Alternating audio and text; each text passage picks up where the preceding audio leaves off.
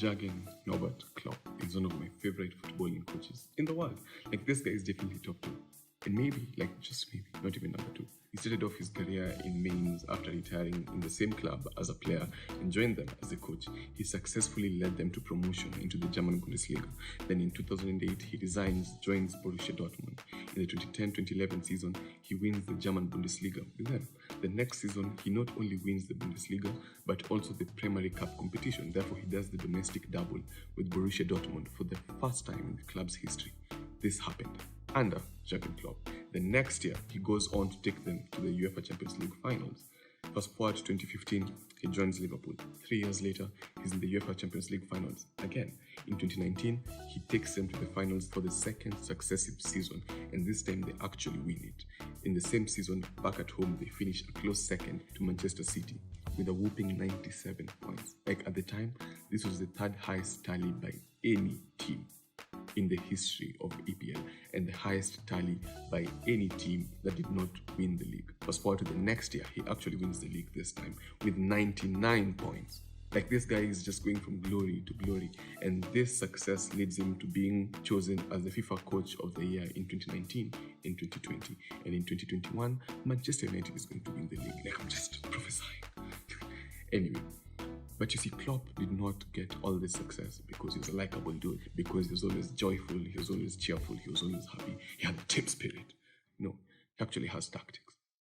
He does. And one of the tactics that he has successfully used in playing against opposition is gegenpressing. And this forms the basis of our conversation today. You see, gegenpressing refers to a form of counter-pressing which counter-attacks the opposition's counter-attack. Meaning, from the moment the ball leaves the opposition's goalkeeper's feet, the strikers have already started trying to get it back. If they fail to do it, the midfielders try. If they fail to do it, then the defense tries to get the ball back. It is a high-pressing kind of football.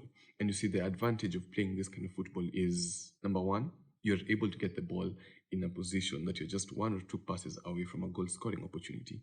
Then the second advantage, which I'm going to dwell on for the content of this video, is that it makes the opposition very unlikely to score by virtue of the fact that you are defending right from the moment they start playing. Therefore, if the strikers don't get the ball, the midfielders will. If the midfielders don't, then the defenders will. So it makes Klopp's teams very unlikely to concede. And how is this relevant to us? Because just like Klopp, just like Borussia Dortmund, just like Liverpool, we also have an opposition, the enemy, the devil. And he also has a goal: to kill, steal, and destroy. And you see, when we think about killing, we always think about the physical death, but not necessarily. The enemy can kill your purpose, he can kill your vision, he can kill your dreams, he can destroy your joy, he can steal your peace. There's so many things that he can do. But you see, the enemy, unlike our God, is not omnipresent. All he can do is trap you in cycles of your own behavior. You see, the Bible says that our temptations arise from the desires that we have, and these temptations may lead to our sinful actions.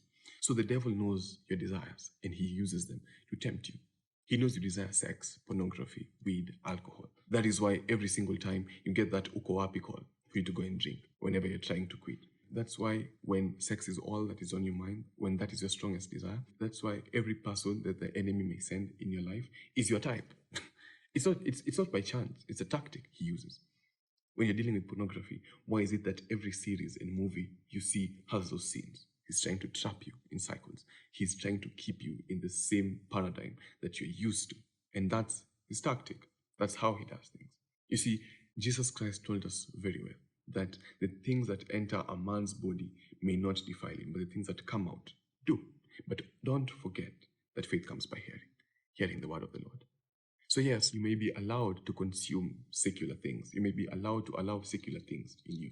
But remember, they rewire you. Some of the things that you see, some of the things that you watch, some of the things that you hear, they rewire your heart, they rewire your mind, and they inevitably affect the things that come out of you. So don't forget, yes, you're allowed to consume everything, but Paul said, not everything is good for you. Garbage in, garbage out. The things that you allow in you will come out. And if they defile you, it's up to you to choose. And that is where gegenpressing comes along. We need to start playing our defense from the enemy's goalpost. From the moment you can just see that these are the devil's antics, these are the devil's tactics, you start playing defense. What am I saying? Don't put yourself in a position where you have to make the decision of whether to sin or not. If you're trying to get away from alcohol, don't pick up that call that asks you, "Uko wapi?" Don't. Because when you make the decision to pick up that phone, you'll be forced to make another decision, whether to indulge or not. And you see, it has been proven by psychologists that the more decisions you're forced to make, the more you're likely to make a wrong decision. So just don't put yourself in a position to make the decision whether to sin or not. Just make the first decision and let it be correct. Let it be the right one. Because if you don't pick up that phone, then you won't have to make the decision whether to drink or not. If you're struggling with sex, which, you see, some of our desires are genuine. The Bible doesn't say that sexual desire is wrong. It's actually biological. You need it. That's why you shouldn't pray for the desire to be taken away from you. It cannot. Because if it is taken away from you, how will you find a mate? You should just pray for the power to be able to express it in the right way, in the right covenant. Marriage. You should just pray for God to keep you. The Bible isn't against drinking. It's against drinking to get drunk. That's why it draws the line. So some of your desires are genuine, but the devil knows of these desires. That is why if he knows that your desire is to have sex, he will send people in your life who are your type. All of them. All the people you talk to, all the people who talk to you, they're all your type. Why? Because he's trying to trap you in cycles. The moment you're trying to quit pornography, why is it that even the movies and the series you watch, they tempt you? Tactics is antiques. And this is where gegenpressing comes in hand. This is why it's important, because we need to start playing defense from the moment we witness the devil's antics. Make the right decision. Don't give out your number to a person who you know will force you to make the decision not to have sex. Don't watch anything that you know will tempt you. Because yes, watching Power is not wrong, but it will not give you the power to abstain from pornography. Yes, I'm funny like that. So yes, don't put yourself in a position to make the right decision. Just put yourself in a position where you don't have to indulge even in that decision-making process. And that is what gegenpressing is all about. Attacking the enemy from the moment you see him coming. Don't let him get this close to you. Then you'll be forced to make the right decision.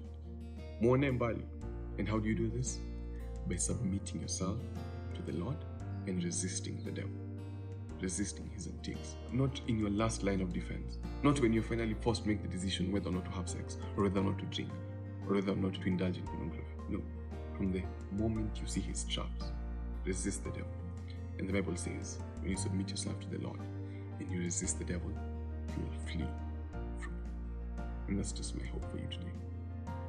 Gegenpress the devil.